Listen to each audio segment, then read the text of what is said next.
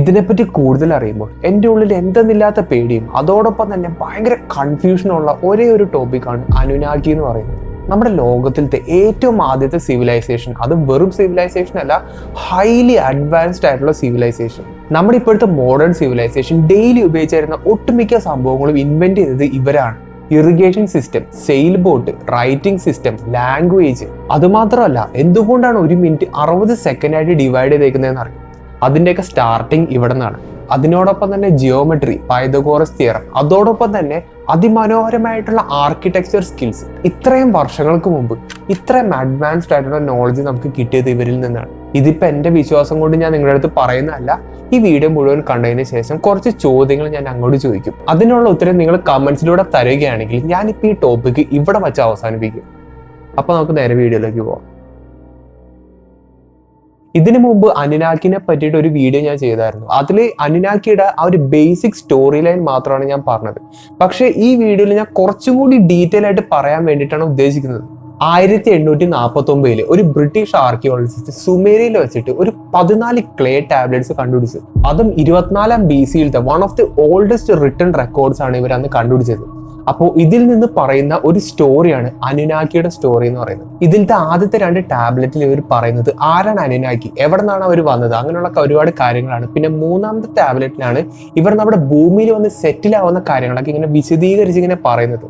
Okay, അതിനുശേഷം അനുനാഗി എന്താണ് ഇവിടെ ചെയ്തത്, എന്തിനാണ് അവരിവിടെ വന്നത്, അങ്ങനെയുള്ള ഒരുപാട് കാര്യങ്ങൾ വളരെ ഡീറ്റെയിൽ ആയിട്ട് ഇവിടെ പറയുന്നുണ്ട്. ഇതിൻ്റെ അകത്ത് നമ്മുടെ ഹ്യൂമൻസ് ഉണ്ടായ കാര്യങ്ങളും നമ്മുടെ ഹ്യൂമൻസിനെ അവർ ജനറ്റിക്കലി എഞ്ചിനീയർ ചെയ്ത കാര്യങ്ങളും അങ്ങനെയുള്ള ഒരുപാട് കാര്യങ്ങളും വളരെ ഡീറ്റെയിൽ ആയിട്ടാണ് ഈ ഒരു സംഭവത്തിൽ ഇങ്ങനെ കൊടുത്തിരിക്കുന്നത്.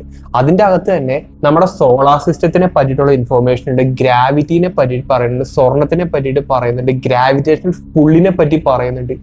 അങ്ങനെ ഒരുപാട് കാര്യങ്ങൾ ഈ ഒരു സംഭവത്തിനകത്ത് പറയുന്നുണ്ട്. ഓക്കെ, അപ്പോ അതൊക്കെ ഓക്കെ സമ്മതിച്ച്. പക്ഷേ ഈ ഒരു സംഭവത്തിന്റെ ഏജ്, അതായത് ഏത് സമയത്താണ് ഈ ഒരു സംഭവങ്ങളൊക്കെ ഉണ്ടാക്കി വെച്ചത്, അതും ഇതിന്റെ അകത്ത് എഴുതിയിരിക്കുന്ന കാര്യങ്ങൾ തമ്മിൽ ഒരു മാച്ചും ഇല്ല. അതായത് ഇത്രയും വർഷങ്ങൾക്ക് മുമ്പ് എവിടെ നിന്ന് ഇവർക്ക് ഈ ഡേറ്റാസ് ഒക്കെ കിട്ടി, ആരാണ് ഇവർക്ക് ഈ അറിവൊക്കെ പകർന്നു കൊടുത്തത്, അതോ ഇവരുടെ ജസ്റ്റ് ഇമാജിനേഷൻ മാത്രമാണ് ഇവരിങ്ങനെ എഴുതി വെച്ചത്? ഈ പറയുന്ന കഥകളൊക്കെ സോ കോൾഡ് മിത്തോളജി ആണെന്ന് വിശ്വസിക്കുന്ന ആൾക്കാരോട് എനിക്ക് കുറച്ച് ചോദ്യങ്ങൾ ചോദിക്കാനുണ്ട്. ഇവർക്ക് ഇത്രയും വർഷങ്ങൾക്ക് മുമ്പ് എങ്ങനെയാണ് പൈതഗോറസ് തിയറം മനസ്സിലായത്? ഇവർക്ക് എങ്ങനെയാണ് ഈ DNA പറ്റി അറിയാൻ പറ്റിയത്? ഇവർക്ക് എങ്ങനെയാണ് നമ്മുടെ സോളാർ സിസ്റ്റത്തിന് നടുക്ക് ഒരു സൂര്യൻ ഉണ്ടെന്നും അതിന് ചുറ്റും ഒരുപാട് പ്ലാനറ്റ് ഇങ്ങനെ റൊട്ടേറ്റ് ചെയ്യുന്നുള്ള ഇൻഫോർമേഷൻ ഒക്കെ ഇവർക്ക് ഇടന്ന് കിട്ടി? ഓക്കെ, അങ്ങനെയുള്ള ഒരുപാട് ചോദ്യങ്ങൾ ഞാൻ അങ്ങോട്ട് ചോദിക്കുമ്പോൾ അതൊരു പ്യുവർ മിത്തോളജി ആണ്. നമുക്ക് ശരിക്കും വിശ്വസിക്കാം, നമുക്കത് അസ്യൂം ചെയ്യാൻ പറ്റില്ല. അതറിയാത്തിടത്തോളം കാലം എന്തോ ഒരു സംഭവം, നമ്മൾ അറിയാത്ത എന്തോ ഒരു സംഭവം ഇവിടെ സംഭവിച്ചിട്ടുണ്ട്. കഴിഞ്ഞ വീഡിയോയിൽ എന്തുകൊണ്ടാണ് അനുനാഗി നമ്മുടെ ഭൂമിയിലേക്ക് വന്നതിനെ പറ്റിയിട്ടൊക്കെ ഞാൻ പറഞ്ഞായിരുന്നു. ഓക്കെ, അതായത് അവർക്ക് സ്വർണം ആവശ്യമുണ്ട്. ആ സ്വർണം എന്തിനാന്ന് വെച്ചാൽ അവരുടെ പ്ലാനറ്റിനെ രക്ഷപ്പെടുത്താൻ വേണ്ടിയിട്ടാണ് സ്വർണത്തിന്റെ ആവശ്യമുള്ളത്. ഓക്കെ, അപ്പോൾ ആ സ്വർണം കിട്ടാൻ വേണ്ടിയിട്ടാണ് അവർ നമ്മുടെ ഭൂമിയിൽ വന്ന് സെറ്റിൽ ചെയ്തതായിട്ടാണ് ഈ ടാബ്ലറ്റുകളിൽ പറയുന്നത്. അങ്ങനെ ഇവർ നമ്മുടെ ഭൂമിയിൽ വന്ന് ഇറങ്ങുകയും ഇവിടെ ഒരു സിവിലൈസേഷനും കാര്യങ്ങളൊക്കെ സൃഷ്ടിക്കുകയും ചെയ്തു. അപ്പോൾ ഈ പ്ലാനറ്റ്, അതായത് ഇവർ നിൽക്കുന്ന ഒരു പ്ലാനറ്റിന്റെ പേരാണ് നിബിരു എന്ന് പറയും. ഈ പ്ലാനറ്റ് നമ്മുടെ ഭൂമിയിലെ ഒരു വലിയൊരു പ്ലാനറ്റ് ആണെന്നാണ് പറയപ്പെടുന്നത്. അത് മാത്രമല്ല, ഈ പ്ലാനറ്റിൽ അയൺ ഓക്സൈഡ് വളരെ അധികം ഉണ്ടെന്നാണ് പറയപ്പെടുന്നത്. അതുകൊണ്ട് തന്നെ ഇവരുടെ അറ്റ്മോസ്ഫിയർ, ഇവരുടെ ആ സ്ഥലങ്ങളെല്ലാം ചുവന്ന ഷെയ്ഡിലാണ് ശരിക്കും ഇരിക്കുന്നത്. ഏകദേശം നമ്മുടെ ഇപ്പോഴത്തെ ഒരു മാർസിന്റെ സിറ്റുവേഷൻ ആണ് ശരിക്കും അവിടെ ഉള്ളത്. ഈ പ്ലാനറ്റിന്റെ ഓർബിറ്റൽ പീരീഡ് എന്ന് പറയുന്നത് ഏകദേശം 3600 വർഷങ്ങളാണ്. ഓക്കെ, അപ്പൊ 3600 വർഷങ്ങൾ കഴിഞ്ഞാൽ മാത്രമാണ് ഈ പ്ലാനറ്റ് നമ്മുടെ സോളാർ സിസ്റ്റത്തിൽ എൻ്റർ ചെയ്യുള്ളൂ. അപ്പൊ ഒരുപാട് വർഷങ്ങളായിട്ട് ഒരുപാട് സയന്റിസ്റ്റ് ഒരു സംഭവം സ്പെക്കുലേറ്റ് ചെയ്യുന്നുണ്ട്. നമ്മുടെ സോളാർ സിസ്റ്റത്തിൽ 2 പ്ലാനറ്റുകളുടെ ഓർബിറ്റ് ഭയങ്കര വിയേർഡാണ്. ഈ വിയേർഡ്നെസ്സിന് കാരണം ഒരു ഹൈ ഗ്രാവിറ്റേഷൻ പുള്ളാണ്. ഓക്കെ, അതായത് എന്തൊരു ലാർജ് മാസ് ഉണ്ടാകുന്ന ഒരു ഗ്രാവിറ്റേഷൻ പുള്ള് കാരണമായിരിക്കാം ഈ 2 പ്ലാനറ്റിന്റെ ഓർബിറ്റിന് വളരെ വിയേർഡായിട്ട് നിൽക്കുന്നതെന്ന് ഒരുപാട് സ്പെക്കുലേഷൻസ് ഉണ്ട്. അപ്പോൾ ആ ഒരു സ്പെക്കുലേഷനും, അതായത് നാസ റിവീൽ ചെയ്യുന്ന ഒരുപാട് സംഭവങ്ങളാണ്. അതിന്റെ ഡേറ്റാസ് ഞാൻ സ്ക്രീനിൽ കാണിക്കാം. അപ്പോൾ നമ്മുടെ സോളാർ സിസ്റ്റത്തിലത്തെ ഒരു 9th പ്ലാനറ്റ് എന്ന് ഇവർ വിശേഷിക്കപ്പെടുന്നുണ്ട്. അതും ഇവരുടെ ഇത്രയും വർഷങ്ങൾക്ക് മുമ്പ് അനുനാഗിയുടെ ഒരു സ്റ്റോറി നമ്മൾ കേൾക്കുന്നുണ്ട്. അപ്പോൾ ശരിക്കും അതിലെന്തെങ്കിലും വാസ്തവം ഉണ്ടോയെന്നൊന്നും എനിക്കറിയില്ല. അതൊരു സയന്റിഫിക് എക്സ്പ്ലനേഷൻ മാത്രമായിട്ട് നിങ്ങൾ കരുതിയാൽ മതി. അത് മാത്രമല്ല, ഞാൻ നേരത്തെ പറഞ്ഞ പോലെ അനുനാഗി നമ്മുടെ ഭൂമിയിൽ വന്നത് സ്വർണത്തിന് വേണ്ടിയിട്ടാണ്. ഈ സ്വർണം ഉപയോഗിച്ചാലാണ് അവരുടെ പ്ലാനറ്റിനെ മര്യാദക്കൊന്ന് പ്രൊട്ടക്ട് ചെയ്യാൻ പറ്റുള്ളൂ. ഓക്കെ, അപ്പൊ സ്വർണത്തിന്റെ മേലെ വേറൊരു സയന്റിഫിക് എക്സ്പ്ലനേഷൻ ഉണ്ട്. അതായത് സ്വർണത്തിന്റെ പാർട്ടിക്കിൾസ്, അതായത് സ്വർണത്തിന്റെ നാനോ പാർട്ടിക്കിൾസ് ഉപയോഗിച്ച് കഴിഞ്ഞാൽ നമ്മുടെ ഓസോൺ ലെയറിനെ ഡാമേജ് ചെയ്ത് ഇങ്ങനെ രക്ഷിക്കാൻ പറ്റുന്നുള്ള ഒരു സയന്റിഫിക് സ്റ്റഡി ഉണ്ട്. അപ്പോ ആ ഒരു സംഭവം കൂടി നമ്മൾ ആലോചിക്കുമ്പോൾ അവരുടെ പ്ലാനറ്റിൽ ചിലപ്പോൾ ഈ ഓസോൺ ലെയറിനെ എന്തെങ്കിലും ലെയറിനെ പ്രൊട്ടക്ട് ചെയ്യാൻ വേണ്ടിയിട്ടുള്ള യൂസിന് വേണ്ടിയിട്ടായിരിക്കാം ഈ ഗോൾഡ് അവർ യൂസ് ചെയ്യുന്നത്. ഓക്കെ, അത് മാത്രമല്ല നമ്മൾ ഒരുപാട് സ്പേസ് എക്സ്പ്ലോറേഷനും കാര്യങ്ങളൊക്കെ ചെയ്യുമ്പോൾ ഒരുപാട് കാര്യങ്ങളൊക്കെ ഇങ്ങനെ മൂടുന്നത് ഗോൾഡ് കളർ സംഭവത്തിനാണ്. അപ്പൊ അതായത് ഗോൾഡിന് ഈ പറയുന്ന റേഡിയേഷൻസും കാര്യങ്ങളൊക്കെ ഇങ്ങനെ റിഫ്ലക്ട് ചെയ്യാനുള്ള ഒരു കഴിവുണ്ട്. അപ്പോ അതും ഒരു രീതിയിൽ സയന്റിഫിക് ആയിട്ടുള്ള ഒരു എവിഡൻസ് അല്ലേ ശരിക്കും പറഞ്ഞാല്. പിന്നെ അത് മാത്രമല്ല, ഞാൻ വേറൊരു കാര്യം കൂടി പറഞ്ഞുതരാം. അതായത് ഈ സ്വർണം എന്ന് പറയുന്ന സംഭവം, അതിനോട് നമ്മൾ ഹ്യൂമൻസിന് ഭയങ്കര ഒബ്സഷനാണ്. ഓക്കെ, നമ്മുടെ കേരളത്തിൽ നമ്മുടെ ഇന്ത്യയിലൊക്കെ ഇഷ്ടംമാതിരി പെണ്ണുങ്ങളുടെ മേത്തും കഴുത്തിലൊക്കെ ഇങ്ങനെ കിടക്കുന്നത് സ്വർണ്ണമാണ്. അവർക്ക് സ്വർണം എന്ന് പറഞ്ഞാൽ ശരിക്കും പ്രാന്താണ്. അത് മാത്രമല്ല, സ്വർണം എന്ന് പറയുന്നത് എന്തെന്നാ വെറൊരു മെറ്റലാണ് ശരിക്കും പറഞ്ഞാൽ. നമ്മുടെ ഭൂമിയിൽ അത്യാവശ്യം അബണ്ടന്റ് ആയിട്ട് കണ്ടുവരുന്ന ഒരു മെറ്റലാണ് ഗോൾഡ് എന്ന് പറയുന്നത്. അതായത് നമ്മുടെ മറ്റുള്ള ഇരുമ്പും കോപ്പറൊക്കെ പോലെ സാധാരണ ഒരു മെറ്റലാണ്. പക്ഷെ എന്തുകൊണ്ടാണ്, എന്ത് റീസൺ കാരണമാണ് നമ്മൾ ഈ സ്വർണത്തിന് ഇത്രയും വാല്യൂ കൊടുക്കുന്നത്? അതിനെപ്പറ്റി നിങ്ങൾ ആരെങ്കിലും ആലോചിച്ചിട്ടുണ്ടോ? അനുനാക്കിയുടെ സ്റ്റോറി ലൈൻ കൺസിഡർ ചെയ്യുമ്പോൾ നമ്മുടെ ഹ്യൂമൻസ്, അതായത് എന്നെ നിങ്ങളെ പോലുള്ള ഹ്യൂമൻസിനെ ക്രിയേറ്റ് ചെയ്തത് ഇവരാണ്. ഇത് ക്രിയേറ്റ് ചെയ്തത് നമ്മൾ ഈ പറയുന്ന ഗോൾഡ് മൈൻ ചെയ്യാൻ വേണ്ടിയിട്ടാണ്. അതായത് ഈ അനുനാക്കിക്ക് വേണ്ടിയിട്ട് ഗോൾഡ് മൈൻ ചെയ്യാൻ, അതായത് വർക്ക് ചെയ്യാൻ വേണ്ടിയിട്ടാണ് ഹ്യൂമൻസിനെ ക്രിയേറ്റ് ചെയ്തിരിക്കുന്നത്. അപ്പോൾ ആ ഒരു സിറ്റുവേഷൻ നിങ്ങളൊന്ന് മനസ്സിലാലോചിക്കാം. അതായത് നമ്മുടെ മെയിൻ ഉദ്ദേശം എന്ന് പറയുന്നത് അവർക്ക് വേണ്ടി സ്വർണം കണ്ടുപിടിച്ച് കൊടുക്കുക എന്നുള്ളതാണ്. അപ്പോ അതുകൊണ്ടാണോ നമ്മൾ ഈ പറയുന്ന ഈ സ്വർണത്തിനോട് ഇത്ര ഒബ്സസ്ഡ് ആവുന്നത്? അതായത് സാധാരണ ഇരുമ്പും ചെമ്പും പോലെ കാണുന്ന ഈ ഒരു മെറ്റലിനോട് നമ്മൾ ഇത്ര അധികം ഇങ്ങനെ ആരാധിക്കുന്ന പോലെ ഇത്ര അധികം ഒരു ഹൈ ലെവൽ ഇങ്ങനെ വച്ചേക്കുന്നതിന്റെ റീസൺ അതായിരിക്കുമോ? അല്ലെങ്കിൽ നിങ്ങൾ തന്നെ പറയാം, എന്തുകൊണ്ടാണ് സ്വർണത്തിന് ഇത്ര വാല്യൂ ഉള്ളത്? എനിക്കറിയാൻ പാടില്ല, ഞാനിതൊരു സാധാരണ മെറ്റലായിട്ട് കാണുന്നുള്ളൂ. നിങ്ങളിപ്പോ ഈ കാണുന്നത് അനുനാക്കി ഹ്യൂമൻസിനെ ക്രിയേറ്റ് ചെയ്യുന്ന ആ ഒരു പിക്ചോറിക്കൽ റെപ്രസെന്റേഷൻസും കാര്യങ്ങളൊക്കെയാണ്. ഓക്കെ, ഇതൊക്കെ ഒരുപാട് കൊത്തുപണികളുടെ ഭാഗങ്ങളാണ് നിങ്ങളിപ്പോ കാണുന്നത്. ഇതിന്റെ മുകളിൽ വളരെ ഇൻട്രസ്റ്റിംഗ് ആയിട്ടുള്ള ഒരു സംഭവം നിങ്ങൾക്ക് ശ്രദ്ധിച്ച് നോക്കിയാൽ കാണാൻ പറ്റും. അതായത് നമ്മുടെ മോഡേണിന്റെ DNA അല്ല ശരിക്കും നിങ്ങൾ ഈ കണ്ടുകൊണ്ടിരിക്കുന്നത്. അത് ഒരു സമയത്ത് ഇതൊക്കെ കാണുമ്പോൾ എനിക്ക് അത്ഭുതവും തോന്നും, ആ സമയം തന്നെ എനിക്ക് ഫാസിനേറ്റിംഗ് ആണ്. കാരണം ഇതൊക്കെ എങ്ങനെ? ഓക്കെ, സമ്മതിച്ച് അവരിതൊരു ഡിസൈനിന് വേണ്ടിയിട്ട് അതിന്റെ മുകളിൽ ഇങ്ങനെ കൊത്തി വെച്ചാൽ നിങ്ങൾ വിചാരിച്ചു. അങ്ങനെയാണെങ്കിൽ നിങ്ങൾ എനിക്ക് ഈ കാര്യം ഒന്ന് എക്സ്പ്ലെയിൻ ചെയ്താ. അതായത് ഇവരുടെ ടാബ്ലറ്റിൽ വളരെ ക്ലിയർ ആയിട്ട് ഇങ്ങനെ ഒരു കാര്യം പറയുന്നുണ്ട്. അതായത് അനുനാക്കിയുടെ DNA ഭൂമിയിൽ ജീവിച്ചിരുന്ന നമ്മുടെ പൂർവികരെന്ന് വിശ്വസിക്കുന്ന എയ്ബ്സിന്റെ DNA കൂടി മിക്സ് ചെയ്തിട്ടാണ് ശരിക്കും ഹ്യൂമൻസ്, അതായത് ഹോമോസാപ്പിയൻസിന്റെ ഒരു സ്റ്റാർട്ടിങ് ഇതിന്റെ അത് വെണ്ടയ്ക്ക് അക്ഷരത്തിൽ എഴുതി വെച്ചിട്ടുണ്ട്. അപ്പോ എങ്ങനെയാണെന്നുള്ളൊരു ചോദ്യമാണ് എന്റെ മനസ്സിലിങ്ങനെ നിൽക്കുന്നത്. സത്യം പറഞ്ഞാൽ എനിക്ക് അറിയില്ല. അങ്ങനെ നമുക്ക് എക്സ്പ്ലെയിൻ ചെയ്യാൻ പറ്റാത്ത ഒരുപാട് സംഭവങ്ങൾ ഈ അനുനാക്കിനെ ചുറ്റിപ്പറ്റിയിട്ടുണ്ട്. പിന്നെ എനിക്ക് വേറൊരു കാര്യം പറയാനുള്ളത്, ഈ 14 ക്ലേ ടാബ്ലറ്റ്സ് നമ്മൾ കണ്ടുപിടിച്ചു. ഈ ക്ലേ ടാബ്ലറ്റ് എന്ന് പറയുന്നത് ഇങ്ങനെ ഭയങ്കര എളുപ്പത്തിൽ ഉണ്ടാക്കാൻ പറ്റുന്ന ഒരു സംഭവം എന്നല്ല. അതായത് ഒരുപാട് നാളുകൾ നീണ്ടു നിൽക്കുന്ന ഒരു മൾട്ടിപ്പിൾ പ്രോസസ്സിന്റെ ഒരു റിസൾട്ടാണ് ശരിക്കും പറഞ്ഞാൽ ഈ ക്ലേ ടാബ്ലറ്റ് എന്ന് പറയുന്നത്. അപ്പൊ ഇത്രയും ബുദ്ധിമുട്ടിയിട്ട് ഇത്തരത്തിലുള്ള കെട്ടുകഥകൾ ഉണ്ടാക്കി വെക്കാനുള്ള സാധ്യതകൾ ഭയങ്കര കുറവാണ്. ഈ ടാബ്ലറ്റിൽ എഴുതിയിരിക്കുന്ന വാചകത്തിന്റെ ട്രാൻസ്ലേഷൻ ആണ് നിങ്ങളിപ്പോ സ്ക്രീനിൽ കാണുന്നത്. ഓക്കെ, അപ്പൊ ഇതിന്റെ അകത്ത് കിങ് ഷിപ്പ് എന്നൊക്കെ പറയുന്നുണ്ട്. അപ്പൊ ഇതൊക്കെ എന്താണ് എനിക്കറിയാൻ പാടില്ല. അത്രയും കാലങ്ങൾക്ക് മുമ്പ് ഇവർക്ക് ഇതൊക്കെ എങ്ങനെ ഊഹിച്ചെടുക്കാൻ പറ്റി? അനുനാക്കി നമ്മുടെ പൂർവികനായ ഹോമോ ഇറക്ടസുമായിട്ടുള്ള ഒരു സമൃദ്ധമാണ് ശരിക്കും ഹോമോസേപ്പിയൻസ്, അതായത് നമ്മളെന്ന് പറയുന്നത്. വേറൊരു അർത്ഥത്തിൽ പറഞ്ഞാൽ ഒരു എർത്ത് ബീയിങ്ങിന്റെയും ഒരു ഏലിയന്റെയും കൂടി ഒരു ഹൈബ്രിഡ് ആണ് ശരിക്കും നമ്മളെന്ന് പറയുന്നത്. എന്റെ പൊന്നോ, അങ്ങനെ ക്രിയേറ്റ് ചെയ്യപ്പെട്ട ആദ്യത്തെ മനുഷ്യജന്മത്തെയാണ് അദാമു എന്ന് പറയുന്നത്. അതായത് വേറൊരു മതഗ്രന്ഥത്തിൽ പറയുന്ന പോലെ ആദം എന്ന് പറയുന്ന ഒരു സംഭവമായിട്ട് വളരെ സിമിലാരിറ്റി ഉണ്ട്.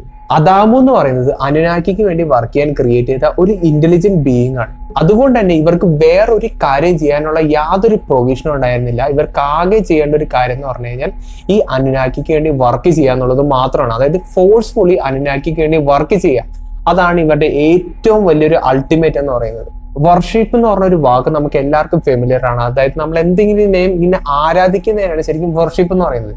എന്നാൽ വർഷിപ്പിന്റെ വേറൊരു അർത്ഥമാണ് വർക്ക് ഫോർ, അതായത് പണിയെടുക്കുക.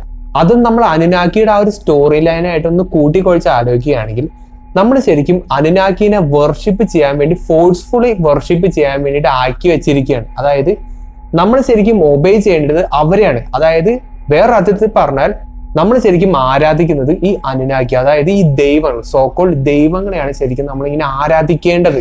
നമ്മുടെ ലോകമെമ്പാടും കണ്ടുവരുന്ന ഒരുപാട് ലെജൻഡ്സിൽ പറയപ്പെടുന്ന ജയൻസ് എന്നുള്ള ഒരു കാറ്റഗറിയിൽ പെടുന്ന ഒരു ഗ്രൂപ്പ് ഓഫ് ആൾക്കാരാണ് ശരിക്കും അനുനാക്കി എന്ന് പറയുന്നത്. അതായത് ഇവരുടെ ഒരുപാട് കൊത്തുപണികളും ഇവരുടെ ഒരുപാട് പിക്ചോറിക്കൽ റെപ്രസെന്റേഷനൊക്കെ നമുക്ക് നോക്കിയാൽ മനസ്സിലാക്കാൻ പറ്റും.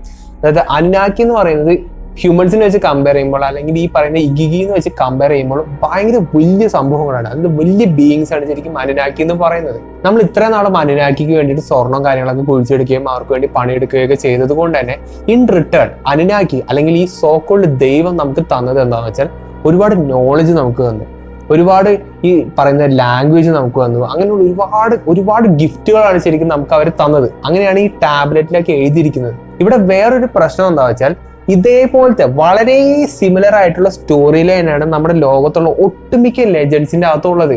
അതായത് ഇപ്പോൾ ഇന്ന ബുക്ക് എന്നല്ല, ഇന്ന ഒരു സംഭവം എന്ന് ഞാൻ പറയുന്നില്ല, എല്ലാത്തിലും തന്നെ ഇങ്ങനത്തെ ഒരു കൺക്ലൂഷനിലേക്ക് എത്തുന്നുണ്ട്.